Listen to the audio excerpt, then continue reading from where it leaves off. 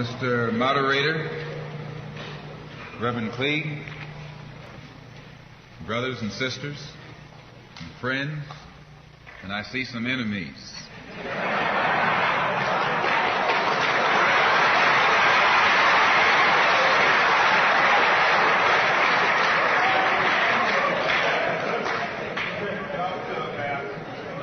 In fact, I think we'd be fooling ourselves if we had an audience this large and didn't realize that there were some enemies present. This afternoon, we want to talk about the ballot or the bullet. The ballot or the bullet explains itself. But before we get into it, since this is the year of the ballot or the bullet, I would like to clarify some things that refer to me personally concerning my own personal position. I'm still a Muslim. That is, my religion is still Islam.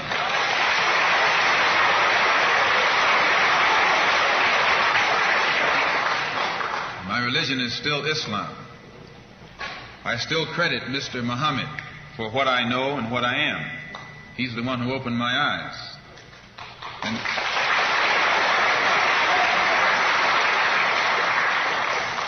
at present, I'm the minister of the newly founded Muslim Mosque Incorporated, which has its offices in the Teresa Hotel right in the heart of Harlem. That's the Black Belt in New York City. And when we realize that Adam Clayton Powell is a Christian minister, he has the Abyssinia Baptist Church, but at the same time he's more famous for his political struggling. And Dr. King is a Christian minister from Atlanta, Georgia, but he's become more famous for being involved in the civil rights struggle. There's another in New York, Reverend Galamison. I don't know if you've heard of him out here. He's a Christian minister from Brooklyn, but has become famous for his fight against the segregated school system in Brooklyn. Reverend Cleage, right here, is a Christian minister here in Detroit. He's the head of the Freedom Now Party. All of these are Christian ministers.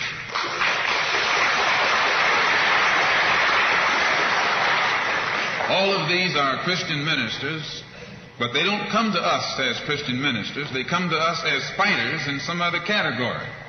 I'm a Muslim minister.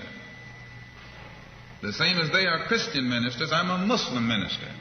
And I don't believe in fighting today in any one front, but on all fronts.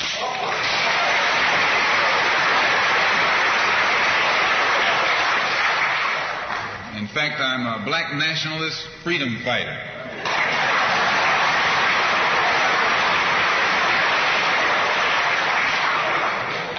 Islam is my religion, but I believe my religion is my personal business.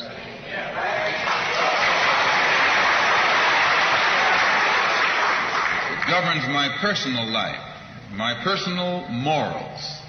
And my religious philosophy is personal between me and the God in whom I believe.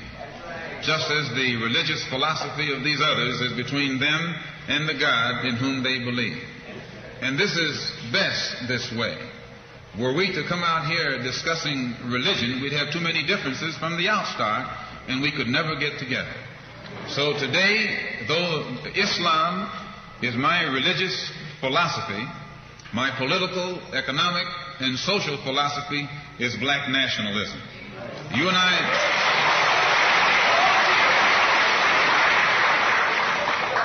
As I say, if we bring up religion, we'll have differences, we'll have arguments, we'll never be able to get together.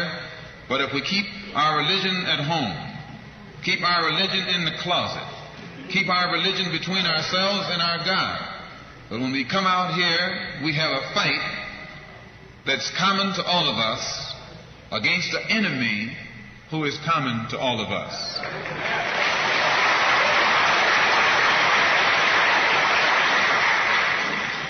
The political philosophy of black nationalism only means that the black man should control the politics and the politicians in his own community.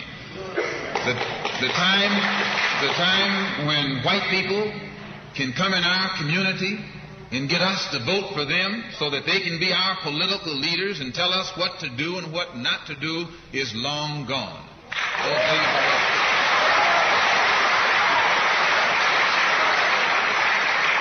By the same token, the time when that same white man, knowing that your eyes are too far open, can send another Negro into the community, get you and me to support him so he can use him to lead us astray, those days are long gone.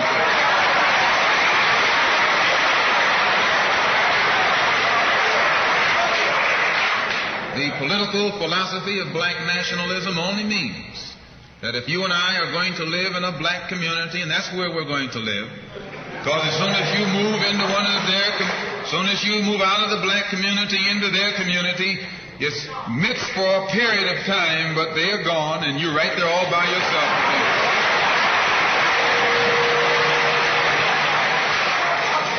We must understand the politics of our community. And we must know what politics is supposed to produce. We must know what part politics play in our lives. And until we become politically mature, we will always be misled, led astray, or deceived or maneuvered into supporting someone politically who doesn't have the good of our community at heart. So the political philosophy of black nationalism only means that we will have to carry on a political program of re-education, to open our people's eyes, make us become more politically conscious, politically mature. And then we will, whenever we get ready to cast our ballot, that ballot will be cast for a man of the community who has the good of the community at heart. And the economic philosophy of black nationalism only means that we should own and operate and control the economy of our community. You would never find, you can't open up a black store in a white community. White man won't even patronize you. And he's not wrong. He got sense enough to look out for himself. And it's you who don't have sense enough to look out for yourself.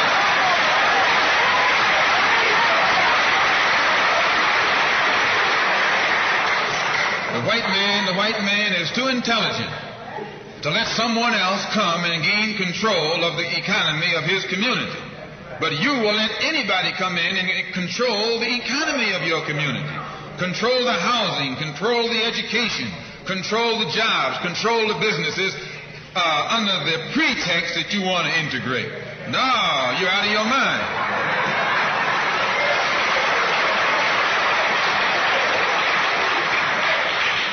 The economic philosophy of black nationalism only means that we have to become involved in a program of re-education to educate our people into the importance of knowing that when you spend your dollar out of the community in which you live, the community in which you spend your money becomes richer and richer. The community out of which you take your money becomes poorer and poorer. And because these Negroes who have been misled, misguided, are breaking their necks to take their money and spend it with the man. The man is becoming richer and richer, and you're becoming poorer and poorer. And then what happens? The community in which you live becomes a slum. It becomes a ghetto. The conditions become run down. And then you have the audacity to complain about poor housing in a run-down community. Why, you run it down yourself when you take your dollar out.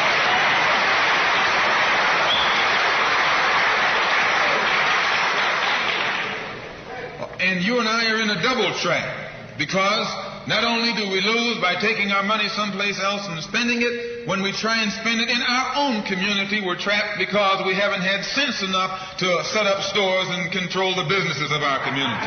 The man who's controlling the stores in our community is a man who doesn't look like we do. He's a man who doesn't even live in the community.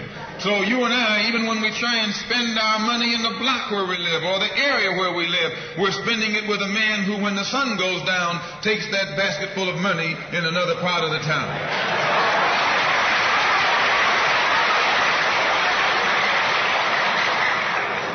So we're trapped, double trapped, triple trapped. Anywhere we go, we find that we're trapped. And every kind of solution that someone comes up with is just another trap. But the political and economic philosophy of black nationalism, the economic philosophy of black nationalism shows our people the importance of setting up these little stores and developing them and expanding them into larger operations. Woolworth didn't start out big like they are today. They started out with a dime store and expanded and expanded and expanded until today they're all over the country and all over the world, and they're getting some of everybody's money. Now, this, what you and I in General Motors, the same way, didn't start out like it is. It started out just a little rat race type operation. And it expanded and expanded until today it's where it is right now. And you and I have to make a start. And the best place to start is right in the community where we live.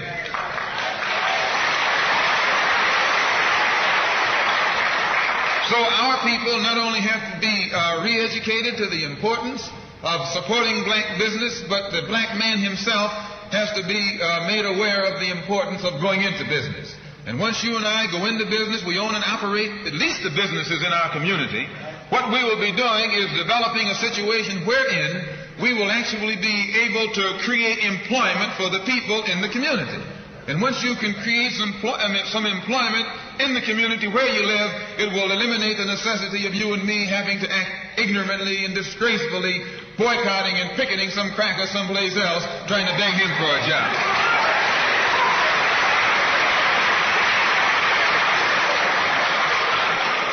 Anytime you have to rely upon your enemy for a job, you're in bad shape.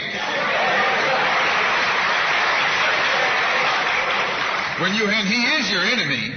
Anytime, you wouldn't be in this country if some enemy hadn't kidnapped you and brought you here.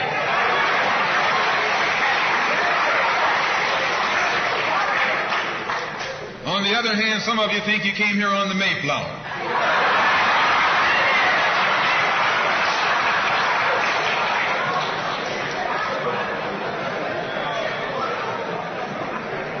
So as you can see, brothers and sisters, today, this afternoon, it's not our intention to discuss religion. We're going to forget religion. If we bring up religion, we'll be in an argument. And the best way to keep away from arguments and differences, as I said earlier, put your religion at home, in the closet. Keep it between you and your God. Because if it hasn't done anything more for you than it has, you need to forget it anyway.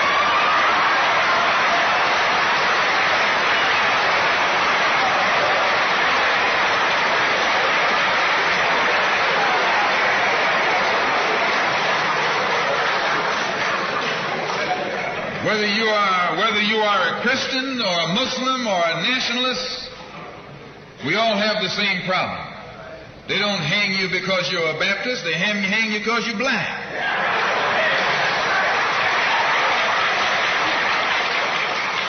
They don't attack me because I'm a Muslim, they attack me because I'm black. They attack all of us for the same reason.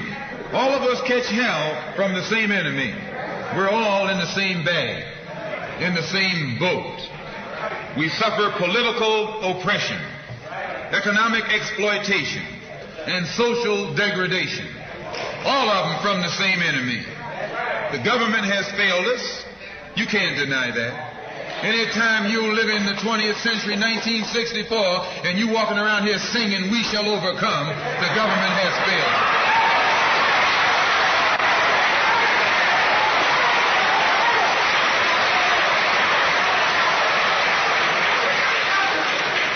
This is part of what's wrong with you. You do too much singing.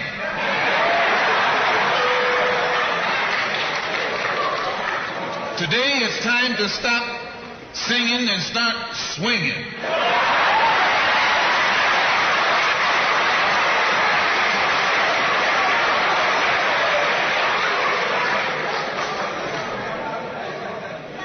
You can't sing up on freedom, but you can swing up on some freedom.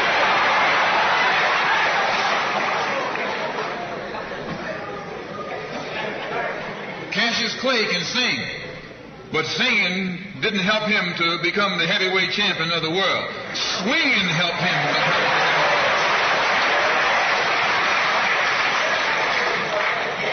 So this government has failed us. The government itself has failed us. And the white liberals who have been posing as our friends have failed us. And once we see that all these other sources to which we've turned have failed, we stop turning to them and turn to ourselves. We need a self-help program. A do-it-yourself philosophy. A do-it-right now philosophy. It's already too late philosophy. This is what you and I need to get with. And the only way we're going to solve our problem is with a self-help program. Before we can get a self-help program started, we have to have a self-help philosophy. Black nationalism is a self-help philosophy. What's so good about it, you can stay right in the church where you are and still take black nationalism as your philosophy. You can stay in any kind of civic organization that you belong to and still take black nationalism as your philosophy. You can be an atheist and still take black nationalism as your philosophy. This is a philosophy that eliminates the necessity for division and argument. Because if you're black, you should be thinking black. And if you're black and you're not thinking black at this late date, well, I'm sorry for you.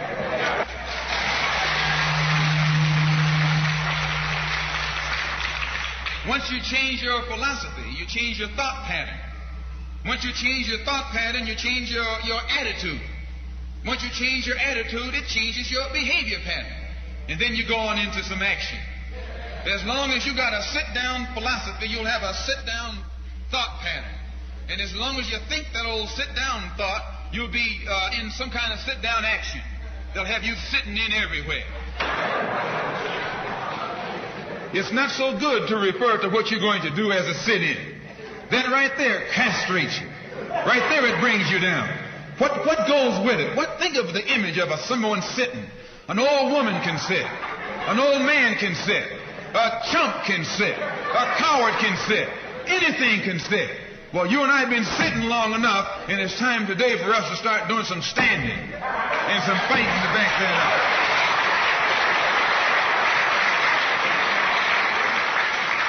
When we look at other parts of this earth upon which we live, we find that black, brown, red, and yellow people in Africa and Asia are getting their independence. They're not getting it by singing, "We shall overcome." No, they're getting it through nationalism. It is nationalism that brought about the independence of the people in Asia. Every nation in Asia gained its independence through the philosophy of nationalism. Every nation on the African continent that has gotten its independence brought it about through the philosophy of nationalism. And it will take black nationalism to bring about the freedom of 22 million Afro-Americans here in this country where we have suffered colonialism for the past 400 years.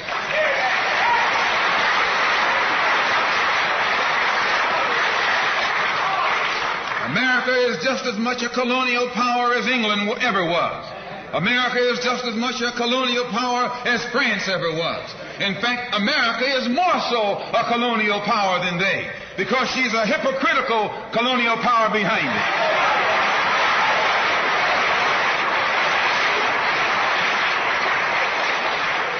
What do you call second-class citizenship? Why, that's colonization. Second-class citizenship is nothing but 20th century slavery. How are you going to tell me you're a second-class citizen? They don't have second-class citizenship in any other government on this earth. They just have slaves and people who are free. Well, this country is a hypocrite. They try and make you think they set you free by calling you a second-class citizen. No, you're nothing but a 20th century slave.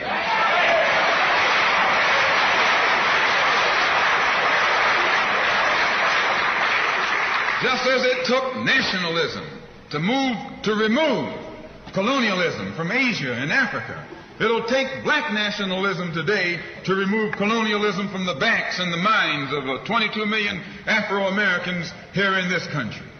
And 1964 looks like it might be the year of the ballot or the bullet.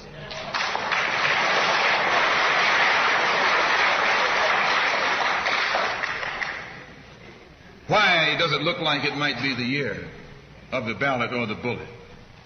Because Negroes have listened to the trickery and the lies and the false promises of the white man now for too long. And they're fed up. They've become disenchanted. They've become disillusioned. They've become dissatisfied. And all of this has built up frustrations in the black community that makes the black community throughout America today more explosive than all of the atomic bombs the Russians can ever invent. Whenever you got a racial powder keg sitting in your lap, you're in more trouble than if you had an atomic powder keg sitting in your lap. When a racial powder keg goes off, it doesn't care who it knocks out the way. Understand this, it's dangerous. And in 1964, this seems to be the year. Because what can the white man use now to fool us? After he put down that march on Washington, and you see all through that now, he tricked you, had you marching down to Washington.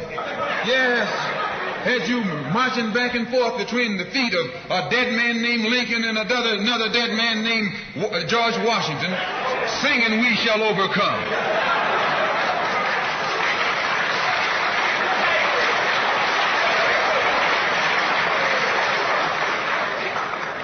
He made a chump out of you.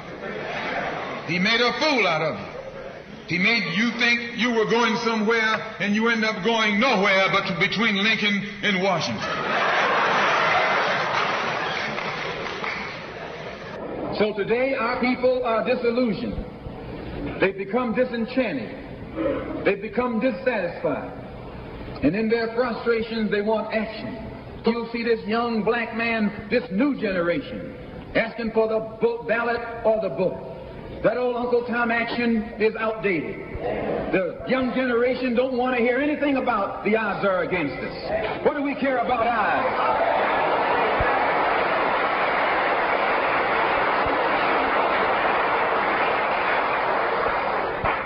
When this country here was first being founded, there were 13 colonies.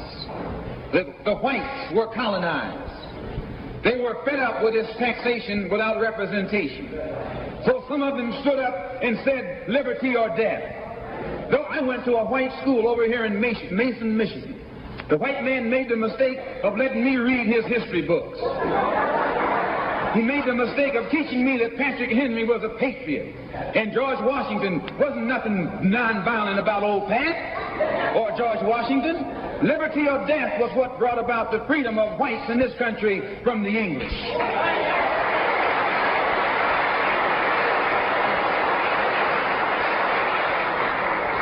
They didn't care about the odds.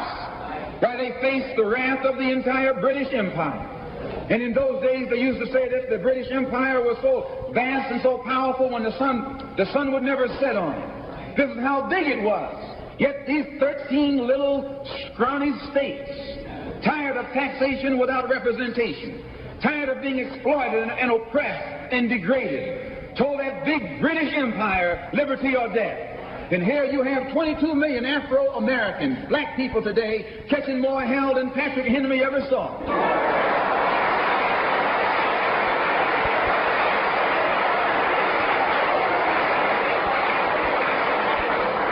And I'm here to tell you, in case you don't know it, that you got a new generation of black people in this country who don't care anything whatsoever about odds. They don't want to hear you, old Uncle Tom, handkerchief heads, talking about the odds. No.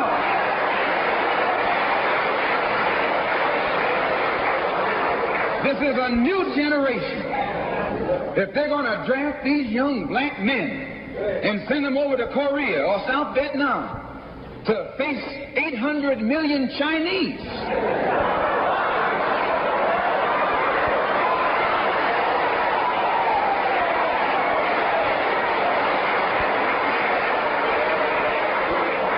if you're not afraid of those odds, you shouldn't be afraid of these odds.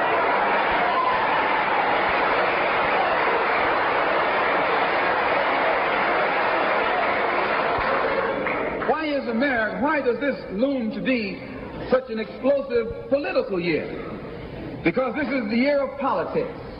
This is the year when all of the white politicians are going to come into the Negro community. You never see them until election time. You can't find them until election time.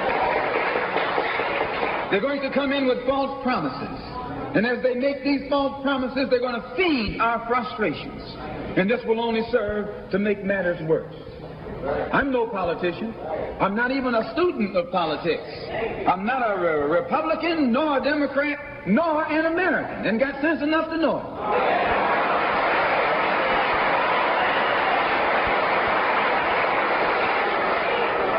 I'm I'm one of the 22 million black victims of the Democrats. One of the 22 million black victims of the Republicans, and one of the 22 million black victims of Americanism.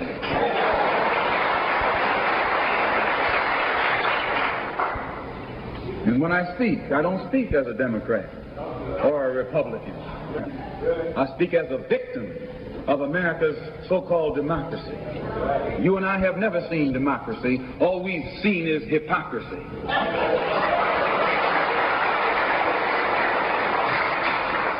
When we open our eyes today and look around America, we see America not through the eyes of someone who has enjoyed the fruits of Americanism. We see America through the eyes of someone who has been the victim of Americanism. We don't see any American dream. We've experienced only the American nightmare. We haven't benefited from America's democracy. We've only suffered from America's hypocrisy. And the generation that's coming up now can see it and are not afraid to say it. If you go to jail, so what? If you're black, you were born in jail.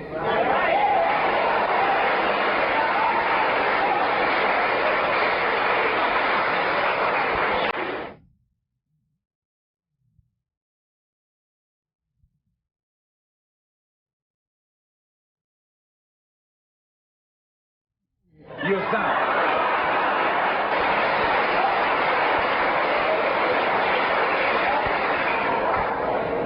Don't call Governor Wallace a Dixie governor. Romney is a Dixie governor.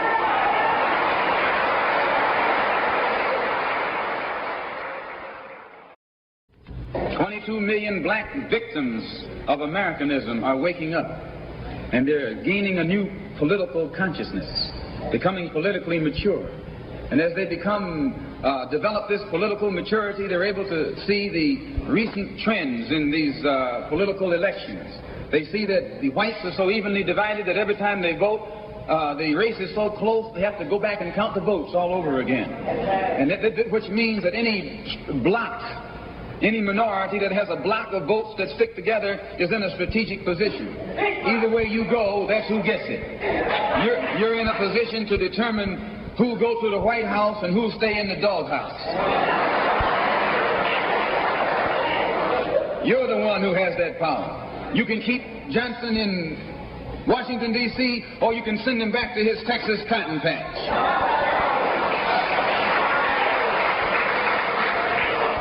You're the one who sent Kennedy to Washington.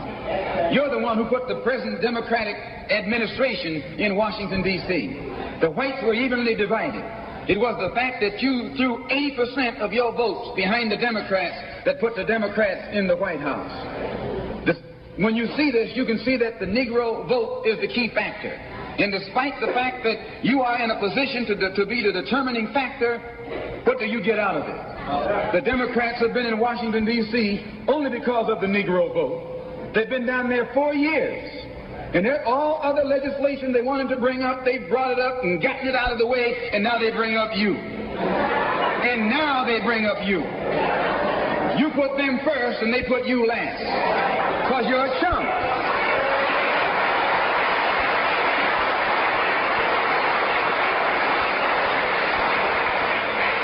A political chump. In Washington, D.C., in the House of Representatives, there are 257 who are Democrats. Only 177 are Republicans. In the Senate, there are 67 Democrats. Only 33 are Republicans. The party that you bash controls 2/3 of the House of Representatives and the Senate, and still they can't keep their promise to you because you're a chump.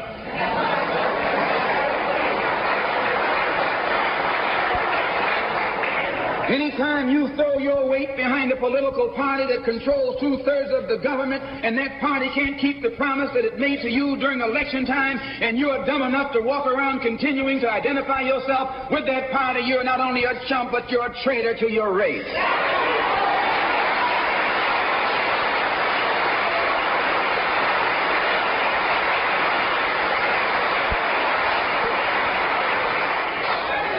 And what kind of alibi do they come up with? they try and pass the buck to the Dixiecrats. Now, back during the days when you were blind, deaf, and dumb, ignorant, politically immature, naturally you went along with that. But today, as your eyes come open and you develop political maturity, you're able to see and think for yourself. And you can see that a Dixiecrat is nothing but a Democrat in disguise. You look at the structure of the government that controls this country. It's controlled by 16 senatorial committees and 20 congressional committees. Of the 16 senatorial committees that run the government, 10 of them are in the hands of Southern segregationists. Of the 20 congressional committees that run the government, 12 of them are in the hands of Southern segregationists. And they're going to tell you and me that the South lost the war.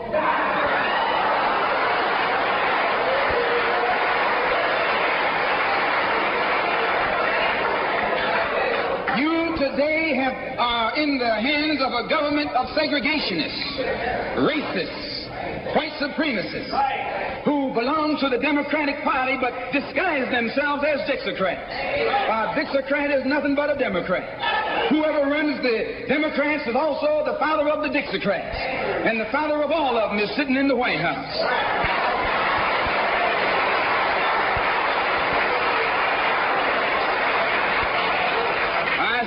I say it again. You got a president who's nothing but a Southern segregationist.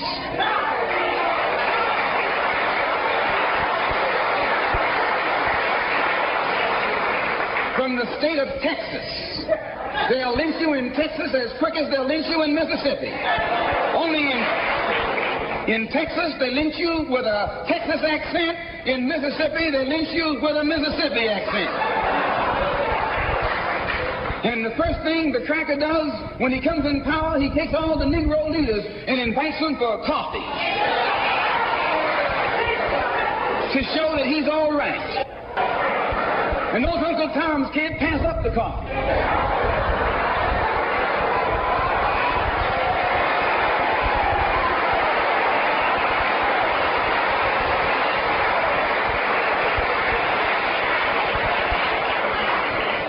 They come away from the coffee table telling you and me that this man is all right because he's from the South. And since he's from the South, he can deal with the South. And look at the logic that they're using. What about Eastland? He's from the South. Make him the president. If Johnson is a good man because he's from Texas, and being from Texas will enable... If Johnson is a good man because he's from Texas, and being from Texas will enable him to deal with the South, Eastland can deal with the South better than Johnson.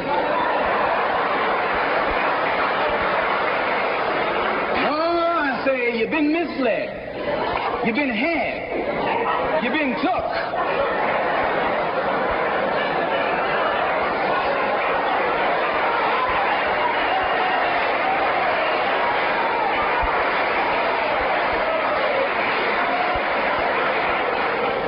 In Washington a couple of weeks ago, while the senators were filibustering, and I noticed in the back of the Senate a huge map. And on this map, it showed the distribution of Negroes in America. And surprisingly, the same senators that were involved in the filibuster were from the states where there were the most Negroes. Why were they filibustering the civil rights legislation? Because the civil rights legislation is supposed to guarantee voting rights to Negroes in those states. And those senators from those states know that if the Negroes in those states can vote, those senators are down the drain.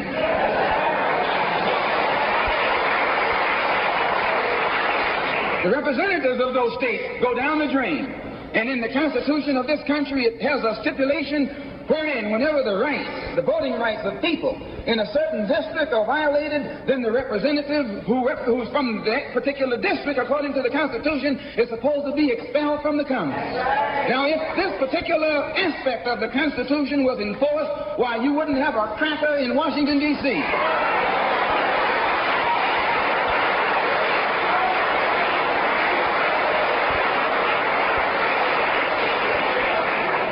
But what would happen when you expel the Dixiecrat? You're expelling the Democrat. When you destroy the power of the Dixiecrat, you're destroying the power of the Democratic Party. So how in the world can the Democratic Party in the South actually side with you? in sincerity when all of its power is based in the South. These Northern Democrats are in cahoots with the Southern Democrats.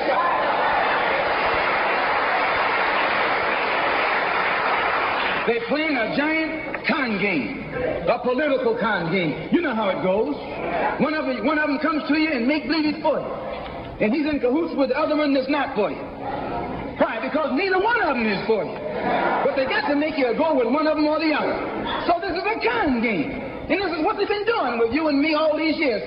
First thing Johnson got off the plane when he became president, he asked, "Where's Dickie?" You know who Dickie is? Dickie is old Southern cracker Richard Russell. Look here. Yes. Lyndon B. Johnson's best friend is the one who is ahead, who's heading the forces that are filibustering civil rights legislation. You tell me, how in the hell is he going to be Johnson's best friend?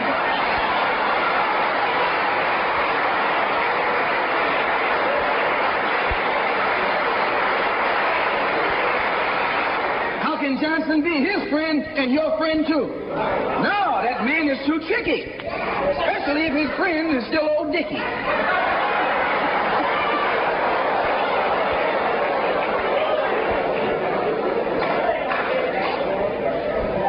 Whenever the Negroes keep the Democrats in power, they're keeping the Dixiecrats in power.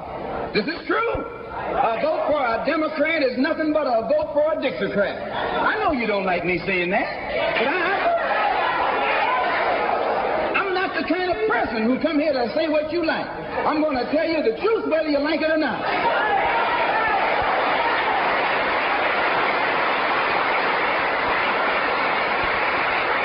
Up here in the North, you have the same thing. The Democratic Party don't do it. They don't do it that way.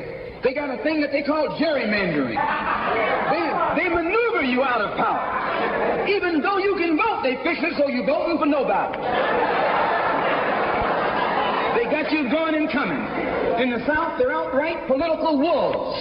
In the North, they're political foxes. A fox and a wolf are both canine. Both belong to the dog family.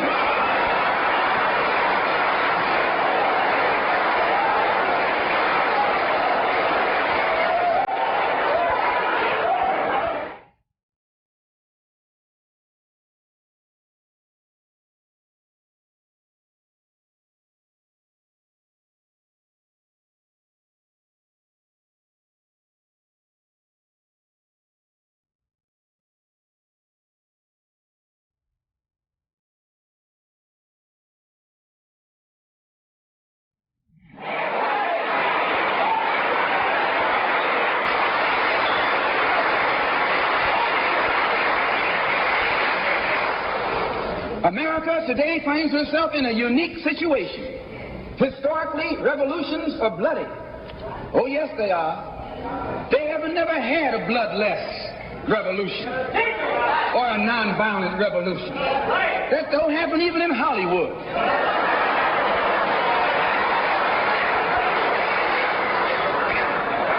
You don't have a revolution in which you love your enemy. And you don't have a revolution in which you are begging the system of exploitation to integrate you into it.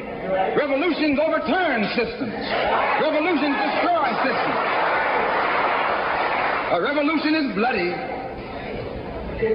But America is in a unique position. She's the only country in history in a position actually to become involved in a bloodless revolution. The Russian Revolution was bloody. Chinese Revolution was bloody. French Revolution was bloody. Cuban Revolution was bloody. And there was nothing more bloody than the American Revolution. But today, this country can become involved in a revolution that won't take bloodshed. All she's got to do is give the black man in this country everything he's doing. Everything.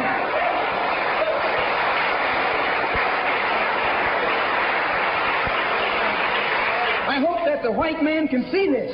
Because if you don't see it, you're finished. If you don't see it, you're going to become involved in some action in which you don't have a chance.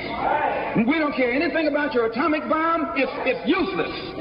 Because other countries have atomic bombs. When 2 or 3 different countries have atomic bombs, nobody can use it. So it means that the white man today is without a weapon.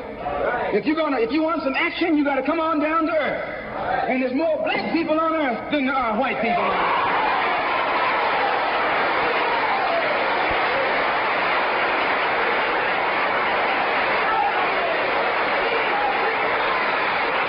I only got a couple more minutes. The white man can never win another war on the ground. His days of war victory, his days of ground victory are over. Can I prove it? Yes. Take all the action that's going on this earth right now that he's involved in. Tell me where he's winning. Nowhere. Why, some rice eaters ran him out of Korea. Yes, they ran him out of Korea.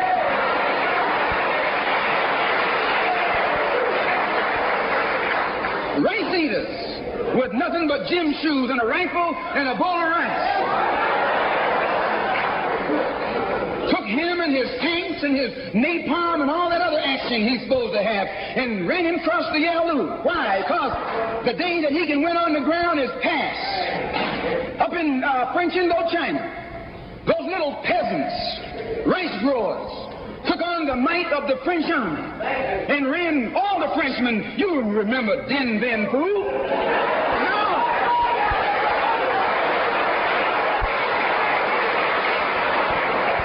The same thing happened in Algeria, in Africa. They didn't have anything but a rifle. The French had all these highly mechanized instruments of warfare. But they put some guerrilla action on. And a white man can't fight a guerrilla warfare. Guerrilla action takes heart, takes nerve, and he doesn't have that.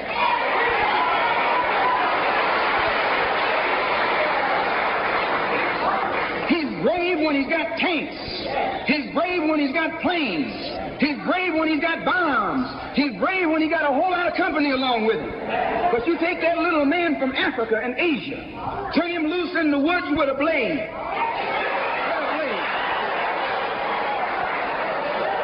That's all he needs. All he needs is a blade. And when the sun comes down, goes down, and it's dark, it's even Steven.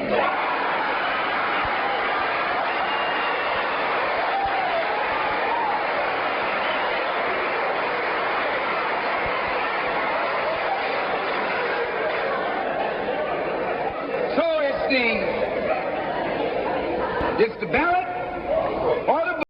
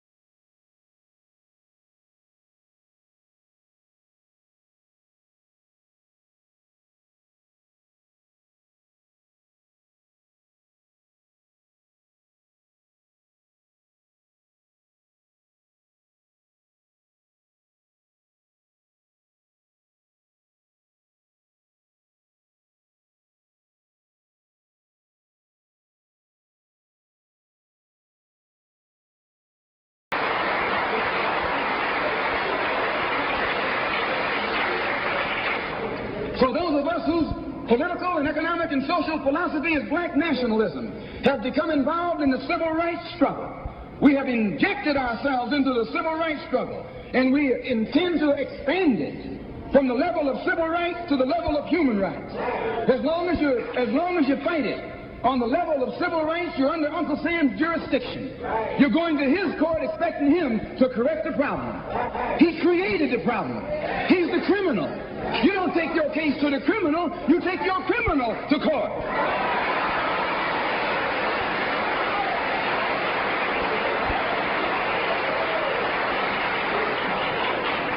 When the government of South Africa began to trample upon the human rights of the people of South Africa, they were taken to the UN. When the government of Portugal began to trample upon the rights of our brothers and sisters in Angola, it was taken before the UN.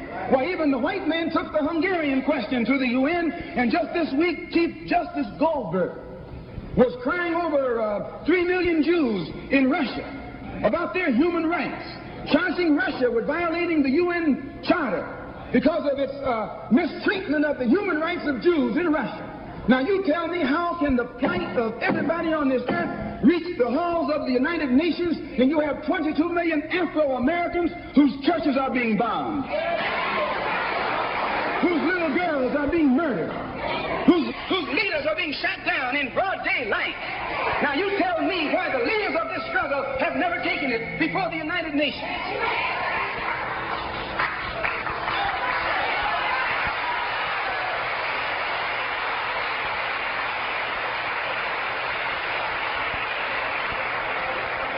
So our next move is to take the entire civil rights struggle problem into the United Nations.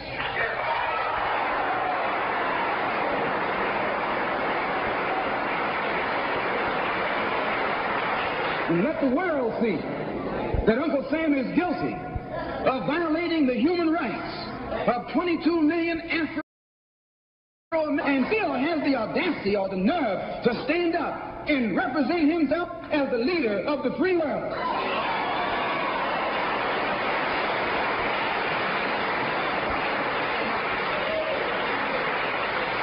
Not only is he a crook, he's a hypocrite. Here he is standing up in front of other people, Uncle Sam, with the blood of your and my mothers and fathers on his hands, with the blood dripping down his jaws like a bloody-jawed wolf, and still got the nerve to point his finger at other countries. You can't even get civil rights legislation. And this man has got the nerve to stand up and talk about South Africa, or talk about Nazi Germany, or talk about Portugal. No more days like those.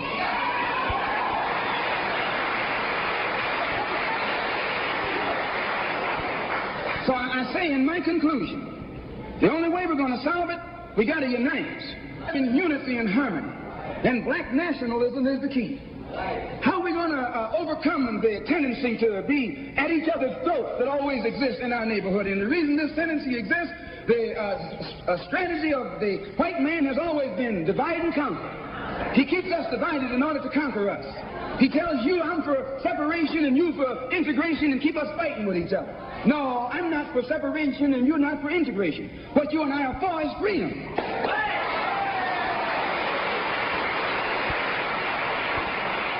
Only you think that integration will get you freedom. I think separation will get me freedom. We both got the same objective. We just got different ways of getting at it. So I studied this man, Billy Graham, who preaches white nationalism. That's what he preaches.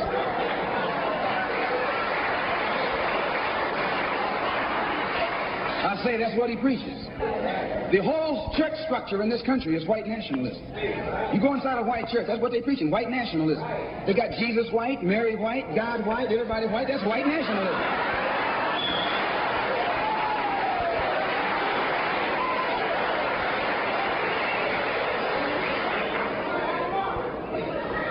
So what he does, the way he circumvents the jealousy and envy that he ordinarily would incur among the heads of the church. Whenever you go into an area where the church already is, you're going to run into trouble. Because they got that thing, what you call it, syndicated. So they got a syndicate just like the racketeers have. I'm going to say what's on my mind because the preachers already proved to you that they got a syndicate.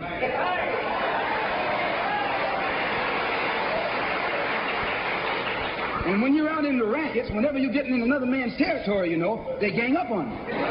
And that's the same way with you. You run into the same thing. So how Billy Graham gets around that, instead of going into somebody else's territory like he's going to start a new church, he doesn't try and start a church. He just goes in preaching Christ. And he says, everybody who believes in him, you go wherever you find him. So this helps all the churches, and so since it helps all the churches, they don't fight him.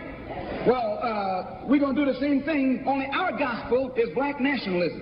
His gospel is white nationalism. Our gospel is black nationalism. And the gospel of black nationalism, as I told you, means you should control the politics of your community, the economy of your community, and all of the society in which you live should be under your control.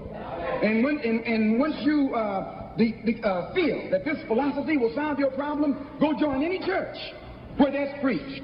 Don't join a church where white nationalism is preached. Now, you can go to a Negro church and be exposed to white nationalism. Because when you walk in a Negro church and a white Mary and some white angels, that Negro church is preaching white nationalism.